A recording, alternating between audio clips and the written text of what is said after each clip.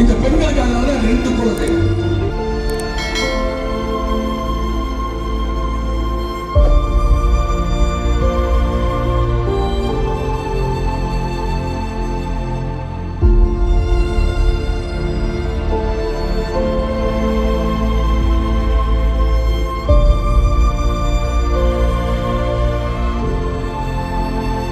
மேடையில் திடீரென கேட்ட விஜயகாந்த் குரல்.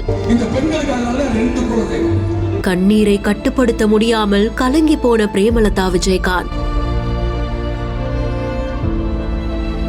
விஜயகாந்த் அவர்களுடைய மறைவு இன்னுக்குமே பலராலும் ஏற்றுக்கொள்ள முடியாத ஒன்றாதான் இருக்கு. நடிகரா மட்டும் இல்லாம, அரசியல் தலைவரா மட்டும் இல்லாம, ஏராளமானவங்களுடைய பசி போறதுக்கு காரணமான ஒருத்தரா அமைஞ்சிருந்தாரு. இந்த நிலையில திண்டுக்கல் நாகல் நகர் பகுதியில முப்பெரும் விழா பொதுக்கூட்டம் நடந்திருக்கு. இந்த பொதுக்கூட்டத்துல ஏராளமான பொதுமக்களும் தேமுதிக நிர்வாகிகளும் கலந்துகிட்டாங்க. விஜயகாந்த் அவர்களுடைய மனைவியான பிரேமலதா விஜயகாந்த் அவர்களும் கலந்துகிட்டாங்க.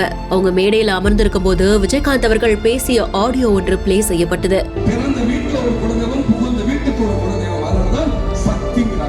நீங்க ஏன் இந்த உதவிகள்லாம் செய்றீங்கன்னு என் மனைவியை அப்பவே தடுத்திருந்தாங்கன்னா இது எதுவுமே நடந்திருக்காது அப்படின்ற மாதிரியா மனைவி குறித்து அவங்க அதுல பேசியிருந்தாங்க.